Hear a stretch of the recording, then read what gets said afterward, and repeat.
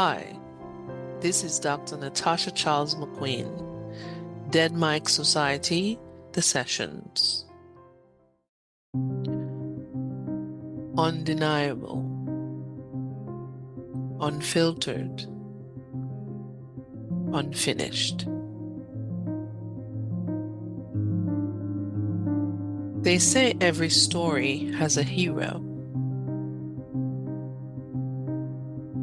You may not believe that it is you,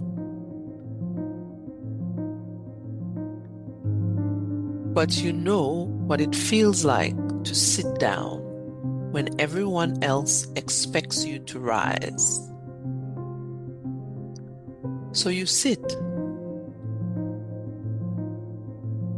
feet on the floor, head in your hands. Not broken, just tired. Soul tired.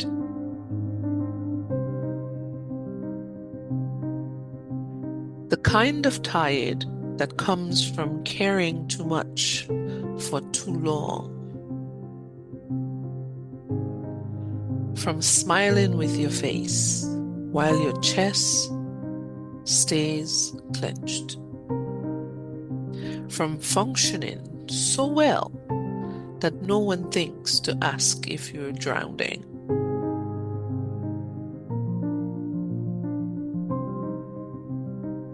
You are not defeated,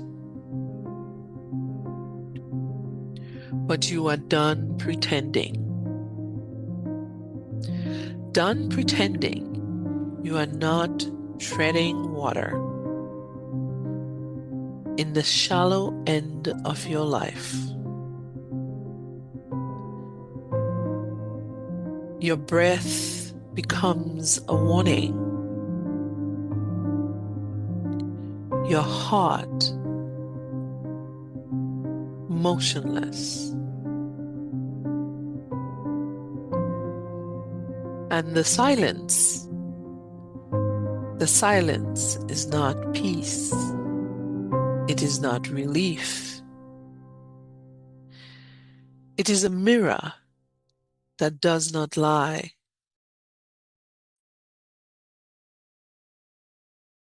It shows what you have been too afraid to see. It reflects the version of you you keep hidden behind performance and posture. It shows you everything you have been too afraid to feel. This is not the breakthrough. This is not the highlight reel, the ordinary part. This is the middle of the story, the gray part, the ordinary, sacred, quiet part of healing that never trends, never makes it into the montage. The part where healing is unpleasant and slow and spiritual and holy. You scroll past the posts. You see the slogans. Check in with your strong friends. End the stigma. Speak up. Speak out. But what about the moment when you are the strong friend and you do not pick up the phone? What about the days when you cannot put your story into a sentence soft enough for others to receive? Some days You do not have words clean enough for public consumption.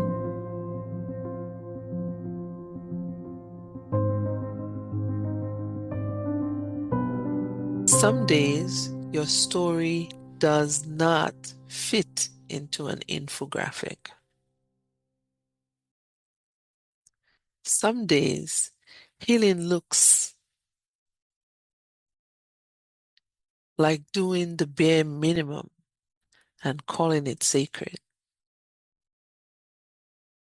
Mental health is not a campaign for you.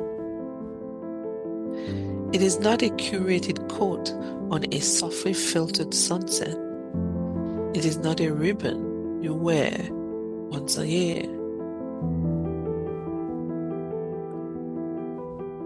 It is the moment after the panic, the breath before the breakdown, the breath you catch after a panic spiral.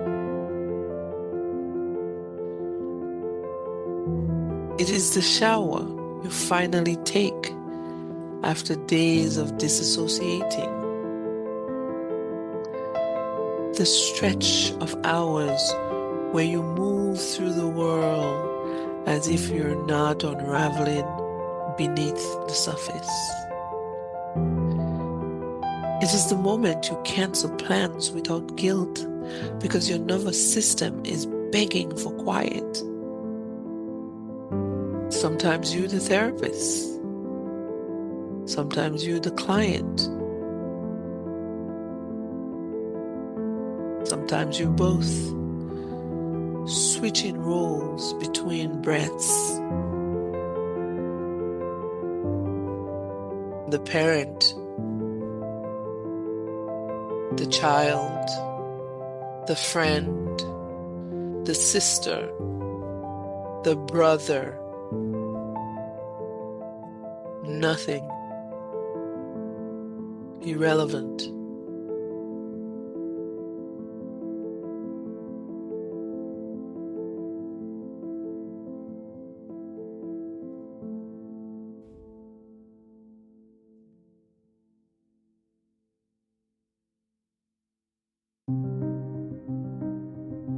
Holding space for others while trying not to disappear in your own story. Because healing does not happen in public. It does not trend. It does not move in a straight line.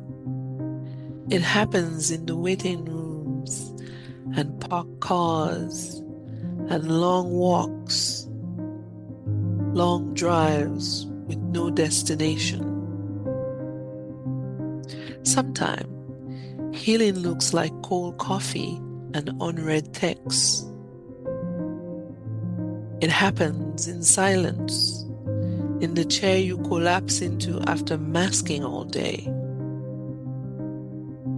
It happens in the choice to stay, even when staying feels impossible. There is no applause in the psych ward, no soundtrack in the therapy room.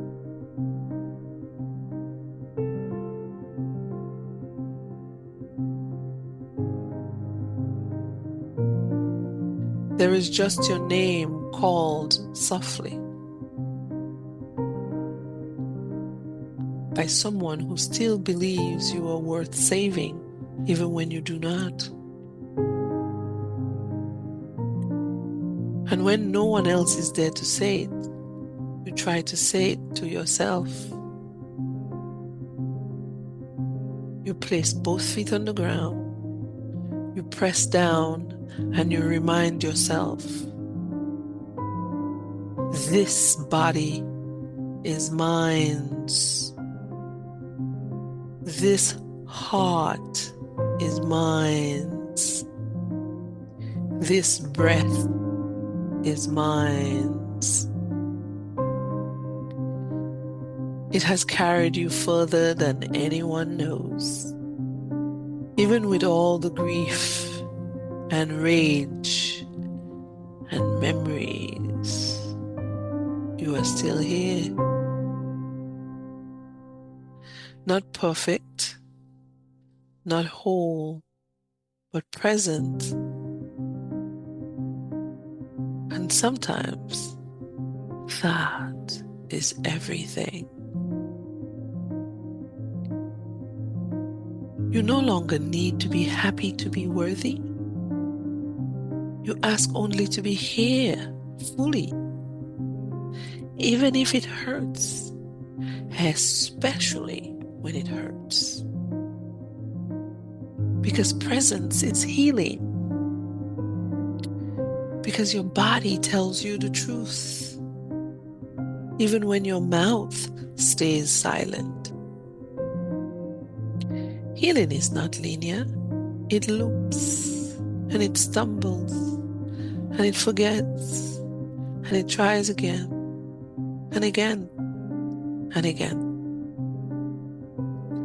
Because sometimes healing looks like crying between errands or laughing too hard in a moment of grace or just noticing that you're breathing and it does not feel like punishment. During Mental Health Month, you remind yourself, I am allowed to be angry.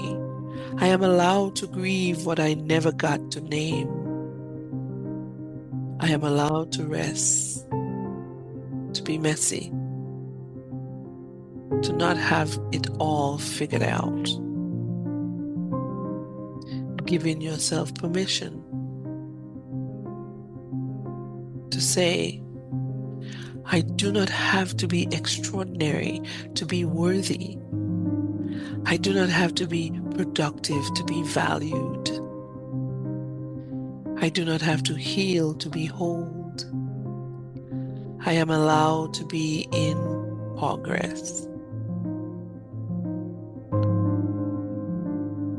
I just need to say, stay long enough to catch my breath. Stay long enough to feel the floor still holding me. Stay long enough to remember, I am not my trauma. I am not my diagnosis. I am not the worst thing that has ever happened to me. I am here,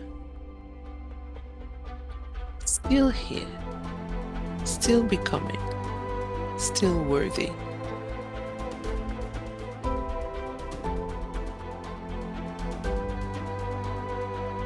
So you sit, feet on the floor, back against the chair, breath in your lungs, and you murmur to yourself, softly but firmly, I do not have to fix it all today. I just have to stay. Stay with the feeling, stay with myself, stay long enough to come home again. And sometimes coming home to self is the most revolutionary act of all. I am not the worst thing that has ever happened to me.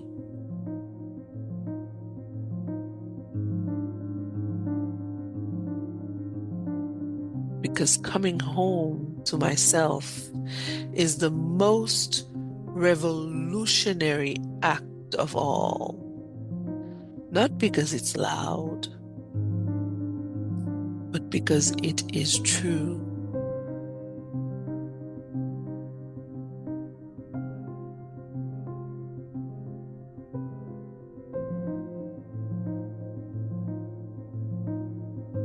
You are worth saving. Thank you.